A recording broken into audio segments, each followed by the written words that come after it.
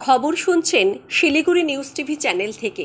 আজ 5ই অক্টোবর জানাবো আজকের বাছাই করা গুরুত্বপূর্ণ 10টি তাজা খবর। শুরুতেই হেডলাইন। পুজোর আগেই ছাত্রছাত্রীদের জন্য সুখবর, ট্যাব কেনার টাকা দেওয়া নিয়ে বড় সিদ্ধান্ত রাজ্যের। মাথাভাঙায় পঞ্চায়েতের দখল নিয়ে ভাঙচুর হলো প্রধানের চেয়ার টেবিল, তুঙ্গে তৃণমূল বিজেপি যুদ্ধ। কর্মবিরতি প্রত্যাহারের ঘোষণা জুনিয়র ডাক্তারদের, রাজ্যকে বেঁধে দেওয়া হলো ডেডলাইন। সোমবারই সিপি পদ গিয়েও শান্তি নেই, বিনীত গোয়েলের মামলায় রাজ্যকে বড় নির্দেশ হাইকোর্টের। শিয়ালদহ স্টেশনের নাম বদলানোর প্রস্তাবে বিতর্ক। পুজোর আগে সুখবর, রোজভ্যালি কাণ্ডে টাকা ফেরত প্রতারিতদের, আবেদন করবেন কোন ঠিকানায়। একসঙ্গে নিকেশ 36 মাওবাদী, দান্তেওয়াড়ার জঙ্গলে বড় সাফল্য নিরাপত্তা বাহিনীর। প্রতিদিন সঠিক খবর নিয়মিত শোনার জন্য শিলিগুড়ি নিউজ টিভি চ্যানেলটিকে সাবস্ক্রাইব করুন। আসছি বিস্তারিত খবরে। দুর্গাপুজোর উদ্বোধনের মঞ্চ থেকে ছাত্রছাত্রীদের ট্যাবের টাকা দেওয়া ঘোষণা করা হলো। একাদশ ও দ্বাদশ শ্রেণীর ছাত্রছাত্রীদের ট্যাবের টাকা তুলে দেবেন মুখ্যমন্ত্রী। চলতি শিক্ষাবর্ষে যারা একাদশ শ্রেণীতে উঠেছেন ও আগামী বছর যারা উচ্চ মাধ্যমিক পরীক্ষা দেবেন, রাজ্য সরকার তাদের অ্যাকাউন্টে 10,000 টাকা করে দেবে। আজই তাদেরকে অ্যাকাউন্ট মারফত টাকা পাঠানো হবে রাজ্যের তরফে। ত্রিধারা সম্মেলনের দুর্গাপুজোর উদ্বোধনের মঞ্চ থেকে মুখ্যমন্ত্রী মমতা বন্দ্যোপাধ্যায়ের কয়েকজন পড়ুয়ার হাতে এই ট্যাবের টাকা তুলে দিতে পারেন বলেই নবান্ন সূত্রে খবর। ট্যাবলেট কেনার জন্য প্রতিবারই পড়ুয়াদের 10,000 টাকা করে দেয় রাজ্য সরকার। 5ই সেপ্টেম্বর শিক্ষক দিবসের অনুষ্ঠানের মঞ্চ থেকে ট্যাবের টাকা দেওয়ার কথা ছিল রাজ্যের। 3রা সেপ্টেম্বর সাময়িকভাবে ট্যাবের টাকা দেওয়া স্থগিত রাখে রাজ্য সরকার। মূলত একাদশ এবং দ্বাদশ শ্রেণীর পড়ুয়াদের ট্যাবের টাকা দেওয়ার কথা ছিল রাজ্যের মোট 12 লক্ষ পড়ুয়ার এবারে ট্যাবের টাকা পাওয়ার কথা ছিল রাজ্য সরকারের থেকে। এতে পড়াশোনা সংক্রান্ত বিষয়ে লাভবান হতে পারেন পড়ুয়ারা। কিন্তু শিক্ষক দিবসের অনুষ্ঠান স্থগিত রাখার সিদ্ধান্ত নিয়েছে রাজ্য। মিছিল পাল্টা মিছিলকে কেন্দ্র করে বিজেপি ও তৃণমূলের মধ্যে উত্তেজনা ছড়ালো মাথাভাঙা 2 ব্লকের বড় শৌলমারিতে। শুক্রবার বিজেপির মিছিলের পর এলাকায় পাল্টা মিছিল করে তৃণমূল কংগ্রেস। বিজেপির অভিযোগ, মিছিলের পর গ্রাম পঞ্চায়েত অফিসে প্রধানের চেয়ার বাইরে বের করে ভেঙে ফেলে তৃণমূল। এদিন গ্রাম পঞ্চায়েত অফিস চত্বর এবং 5 নম্বর বাজার এলাকায় বিশাল পুলিশ বাহিনী উপস্থিত ছিল। এদিকে বিজেপির অভিযোগ, এত পুলিশ থাকার পরও প্রধানের চেয়ার বাইরে বের করে ভাঙা হয়েছে। এদিন প্রথমে 5 নম্বর বাজার থেকে বিক্ষোভ মিছিল করে গ্রাম পঞ্চায়েত অফিসে আসেন বিজেপির কর্মী সমর্থকরা। উপস্থিত ছিলেন মাথাভাঙার বিধায়ক সুশীল বর্মন, গ্রাম পঞ্চায়েত প্রধান জয়ন্ত দে সহ আরো অনেকে। প্রথমে প্রধানের ঘরে বিধায়ক ও বিজেপির কর্মী সমর্থকরা চলে যান। এরপরই 5 নম্বর বাজারের দলীয় কার্যালয় থেকে শুরু হয় তৃণমূল কংগ্রেসের পাল্টা মিছিল পৌঁছায় গ্রাম পঞ্চায়েত অফিসে। সেখানে গিয়ে প্রধানের চেয়ার বের করে ভেঙে ফেলা হয় বলে অভিযোগ বিজেপির। মাথাভাঙার বিধায়ক সুশীল বর্মনের কথায় তৃণমূল তামাশা শুরু করেছে। তারা আইন ও সংবিধান মানছে না। মানুষের ভোটে জিতে বড় শৌলমারিতে বিজেপির প্রধান হয়েছেন। পঞ্চায়েত প্রধান জয়ন্ত দে জানান, কয়েকদিন আগে বিজেপির সদস্য গঙ্গাধর মণ্ডলকে অপহরণ করে তুলে নিয়ে গিয়ে ওরা তৃণমূল কংগ্রেসে যোগ দেওয়ায় পরে গ্রাম পঞ্চায়েতে তৃণমূল কংগ্রেস নিজেদের সংখ্যাগরিষ্ঠতা দেখানোর জন্য মাঠে নামে। কিন্তু বৃহস্পতিবার গঙ্গাধর ফের বিজেপিতে চলে এসেছেন। তাই গ্রাম পঞ্চায়েতে বর্তমানে বিজেপি সংখ্যাগরিষ্ঠ। এদিনের ঘটনার লিখিত অভিযোগ জানানো হবে। এদিকে সমস্ত অভিযোগ অস্বীকার করেছেন বড় শৌলমারি গ্রাম পঞ্চায়েতের তৃণমূল নেতা তথা অঞ্চল সভাপতি গোপাল রায়। তিনি জানান, বিজেপির লোকজন নিজেরাই প্রধানের চেয়ার ভেঙে তাদের উপর দোষ চাপাচ্ছে। চেয়ার ভাঙার সঙ্গে তৃণমূলের কেউ যুক্ত নয়। কর্মবিরতি প্রত্যাহার করে আন্দোলনের মোড় অন্যদিকে ঘোরাতে চলেছেন অভয়ের বিচারের দাবিতে আন্দোলনরত জুনিয়র চিকিৎসকরা।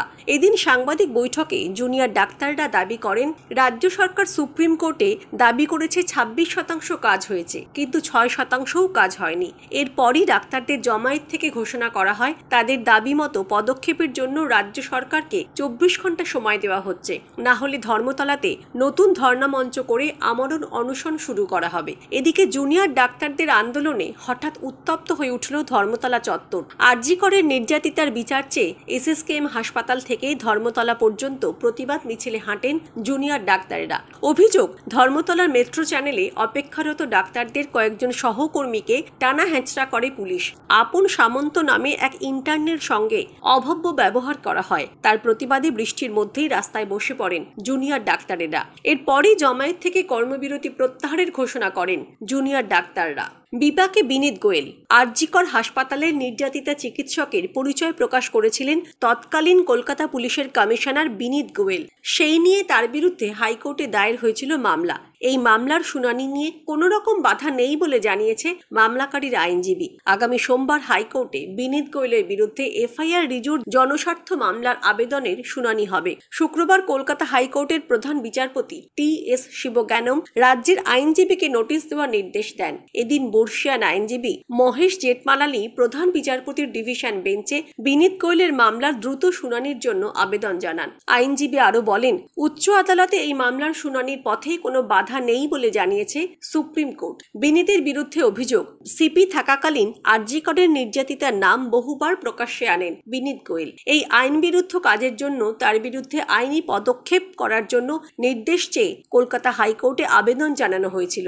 এর আগে হাইকোর্টে মামলা উঠলে আইনজীবী মহেশ জেঠমালানি আদালতের দৃষ্টি আকর্ষণ করে বলেন, যাকে সিপি পদ থেকে অপসারণের দাবিতে মামলা হয়েছিল সেই বিনীত গোয়েলের তো পদোন্নতি হয়ে গেল। সিপি থেকে এখন তো উনি এডিজি পদে চলে গেছেন। পাল্টা বিনীতের আইনজীবী বলেছিলেন, ইতিমধ্যে সিপিকে পদ থেকে অপসারণ করা হয়েছে, তাই এখন এই আবেদনের আর কোনো গুরুত্ব নেই। দুপক্ষের বক্তব্য শুনে সেই সময় শুনানিতে কোনো মন্তব্য করেননি প্রধান বিচারপতি। যেহেতু আরজিকর সংক্রান্ত সমস্ত মামলা বর্তমানে সুপ্রিম কোর্টের বিচারাধীন, তাই জুডিশিয়াল প্রোটোকল মেনে হাইকোর্টে মামলার শুনানি মুলতুবি রাখা হয়। কিন্তু সুপ্রিম কোর্টে মূল মামলার শুনানির পর হাইকোর্টে এই মামলা চলায় আলাদা করে কোনো আইনি বাধা নেই বলে আদালতে জানিয়েছিলেন আইনজীবী মহেশ জেঠমালানি। দর্শক, আমরা এই ভিডিওটিতে 2000 লাইক এবং 1000 সাবস্ক্রাইব টার্গেট রেখেছি। আশা রাখছি আপনারা এই টার্গেটটি পূরণ করবেন। আসছি পরবর্তী খবরে। শ্যামাপ্রসাদ মুখোপাধ্যায়ের স্মরণে শিয়ালদহ স্টেশনের নতুন নামকরণ করার জন্য বিজেপির রাজ্যসভার সাংসদ শ্রমিক ভট্টাচার্যের প্রস্তাব ঘিরে তৈরি হলো বিতর্ক। এর আগে কেন্দ্র মোঘলসরাই ইলাহাবাদের মতো স্টেশনের নাম বদলানোর সময় ইতিহাস মুছে ফেলার চেষ্টা বলে অভিযোগ তুলেছিল বিরোধী শিবির। এখন বিতর্কের তালিকায় যোগ হলো শিয়ালদহের নামও। রেলমন্ত্রী অশ্বিনী বৈষ্ণবের উপস্থিতিতে কলকাতায় রেলের একটি অনুষ্ঠানে শ্রমিক প্রস্তাব দিয়েছিলেন শিয়ালদহ স্টেশন শ্যামাপ্রসাদ মুখোপাধ্যায়ের নামে করা হোক। প্রস্তাবের ব্যাখ্যায় শ্রমিক দাবি করেন, শিয়ালদহ স্টেশন একসময় দেখেছিল উদ্বাস্তু মানুষের স্রোত। তাদের জন্য লড়াই করে পশ্চিমবঙ্গ তৈরির প্রস্তাব দিয়েছিলেন শ্যামাপ্রসাদ। বিজেপি সাংসদের দাবি, শ্যামাপ্রসাদের ডাকে সাড়া দিয়েছিলেন ইতিহাসবিদ রমেশচন্দ্র মজুমদার, বিজ্ঞানী মেঘনাথ সাহা সহ বিশিষ্টরা। বিধানসভায় শ্যামাপ্রসাদের প্রস্তাব সমর্থন করেছিলেন জ্যোতি বসু, রতনলাল ব্রাহ্মণেরা। শ্রমিকের এই প্রস্তাবের পরেই শুরু হয়েছে রাজনৈতিক তরজা। তৃণমূল কংগ্রেস নেতা কুণাল ঘোষের বক্তব্য, নাম বদল করায় মন না দিয়ে যাত্রী সুরক্ষা আর পরিষেবা নিয়ে প্রস্তাব দেওয়া হোক। স্বামী বিবেকানন্দের নামে শিয়ালদহ স্টেশনের নাম রাখা উচিত, কারণ শিকাগো ধর্ম মহাসভা থেকে শহরে ফেরার সময় এখানেই নেমেছিলেন তিনি। শ্রমিকের প্রস্তাবের সরাসরি তীব্র বিরোধিতা করেছে সিপিএম। দলের কেন্দ্রীয় কমিটির সদস্য সুজন চক্রবর্তীর বক্তব্য, শ্যামাপ্রসাদকে নিয়ে সুভাষচন্দ্র বসুর কথাটা মনে আছে তো? কলকাতা বন্দরে নেতাজি সুভাষের মাথার উপরে শ্যামাপ্রসাদকে বসানো হয়েছে।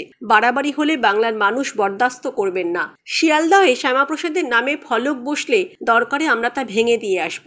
রেলের বিরুদ্ধে ধারাবাহিকভাবে রাজ্য যে বঞ্চনার অভিযোগ করে, সেই প্রেক্ষিতে সরব হয়েছেন রেলমন্ত্রী। তার বক্তব্য, ইউপিএ আমলের তুলনায় গত 10 বছরে বিজেপি সরকার রাজ্যের রেল প্রকল্পে অনেক বেশি বরাদ্দ করেছে। কেন্দ্র 61,000 কোটি টাকা বরাদ্দ করতেও প্রস্তুত। যদিও কুণালের বক্তব্য, মানুষকে বিভ্রান্ত করার চেষ্টা করছেন রেলমন্ত্রী। মমতা বন্দ্যোপাধ্যায় রেলমন্ত্রী থাকাকালীন রাজ্যের জন্য যতগুলি প্রকল্প এনেছিলেন, আগে সেগুলি শেষ করুন। সেই সময়ের টাকার মূল্য এখনো কি একই আছে? টাকা ফেরত দেওয়ার প্রক্রিয়া শুরু হয়ে গিয়েছিল আগেই। এবার পুজোর আগে টাকা ফেরত পেতে শুরু করলেন রোজভ্যালির আবেদনকারীরা। আবেদন জানিয়ে প্রথম দফায় টাকা ফেরত পেলেন 7,000-এরও বেশি আমানতকারী। পুজোর আগে রোজভ্যালির আমানতকারীদের জন্য সুখবর, অবশেষে টাকা ফেরত পেতে শুরু করলেন প্রতারিতরা। প্রথম দফাতে টাকা ফেরত পেলেন 7,346 জন আমানতকারী। আদালতের নির্দেশ মতো টাকা ফেরানোর প্রক্রিয়া শুরু হয়েছিল আগেই। সূত্রের খবর, প্রতারিতদের হাতে টাকা তুলে দিতে প্রথম দফায় 19,40,00,000 টাকা অ্যাসেট ডিসপোজাল কমিটিকে দেয় ইডি। রোজভ্যালির প্রতারিত আমানতকারীদের আবেদন জানাতে বলা হয় www.rosevalleyyadc.com নামে ওয়েবসাইটে। অ্যাসেট ডিসপোজাল কমিটির দাবি, টাকা ফেরতের জন্য সেখানে 28,10,714টি আবেদন জমা পড়ে। স্ক্রুটিনির পর বাতিল হয় বহু আবেদনপত্র। তথ্য যাচাইয়ের পর বৃহস্পতিবার 7,346 জন আমানতকারীর ব্যাংক অ্যাকাউন্টে 10,200 টাকা করে পাঠানো হয়। অ্যাসেট ডিসপোজাল কমিটির অবসরপ্রাপ্ত বিচারপতি ও চেয়ারপারসন দিলীপ শেঠ বলেন, আজ 7,346 জন আমানতকারীর ব্যাংক অ্যাকাউন্টে 10,200 টাকা করে পাঠানো হয়েছে। ধাপে ধাপে এবার প্রত্যেক মাসে আমানতকারীরা টাকা পাবে। এদিন আমানতকারীদের টাকা ফেরানোর বিষয় নিয়ে বৈঠক হয়। সেই বৈঠকেই উপস্থিত ছিলেন ইডির জয়েন্ট ডিরেক্টর সুদেশ শেওরান। তিনি জানান, রোজভ্যালির যত সম্পত্তি রয়েছে তার নিয়ম মেনে ধাপে ধাপে আমানতকারীদের ফেরত দেওয়া হবে। উল্লেখ্য, 2014 সালের জুন মাসে রোজভ্যালি মামলায় এফআইআর দায়ের করেছিল সিবিআই। 2015 মার্চে ইডির হাতে গ্রেফতার হন রোজভ্যালির কর্ণধার গৌতম কুণ্ডু। বাজেয়াপ্ত করা হয় তার মোবাইল ফোন ও ল্যাপটপ। সম্প্রতি সিবিআই সূত্রে দাবি করা হয়েছে, রোজভ্যালির কর্ণধার গৌতম কুণ্ডুর মোবাইল ফোন ও ল্যাপটপের হদিশ পাওয়া যাচ্ছে না। ইডির তৎকালীন 3 আধিকারিককে জিজ্ঞাসাবাদও করেছেন সিবিআইর অফিসাররা। একসঙ্গে 36 জন মাওবাদীকে নিকেশ করল নিরাপত্তা বাহিনী। এদিন ছত্তিশগড়ের নারায়ণপুর দান্তেওয়াড়া সীমান্তে নিরাপত্তা বাহিনীর যৌথ অভিযানে মাওবাদী দমনে এই বড়সড় সাফল্য আসে। এদিন ডিস্ট্রিক্ট রিজার্ভ গার্ড এবং স্পেশাল টাস্ক ফোর্স যৌথ অভিযান চালায়। বেলা 12:30 নাগাদ জঙ্গলের ভিতরে মাওবাদীদের সঙ্গে নিরাপত্তা বাহিনীর মুখোমুখি সংঘর্ষ হয়। এখনও দুপক্ষের মধ্যে সংঘর্ষ চলছে বলেই খবর। মাওবাদীদের ডেরা থেকে স্বয়ংক্রিয় রাইফেল সহ বিপুল পরিমাণ অস্ত্র উদ্ধার হয়েছে বলে খবর। সূত্রের খবর, গোয়েন্দা সূত্রে দান্তেওয়াড়া নারায়ণপুর সীমান্ত লাগোয়া ওই জঙ্গলে মাওবাদীদের বড়সড় জমায়েতের খবর আসে। এরপরই গতকাল ওরচা এবং বারসুর থানা এলাকার গোভেল, নেন্দুর এবং থুলথুলি গ্রামে নিরাপত্তা বাহিনীর আলাদা আলাদা দল গঠন করা হয়। গতকাল থেকেই গ্রাম লাগোয়া জঙ্গলে চিরুনি তল্লাশি শুরু করে নিরাপত্তা বাহিনী। ছত্তিশগড়ের মুখ্যমন্ত্রী বিষ্ণু দেও সাই এই ঘটনাকে নিরাপত্তা বাহিনীর বড় সাফল্য বলেই দাবি করেছেন। আজকের খবর এই পর্যন্তই। পরবর্তী খবরগুলো সবার প্রথমে শুনতে শিলিগুড়ি নিউজ টিভি চ্যানেলটিকে সাবস্ক্রাইব করুন। ধন্যবাদ।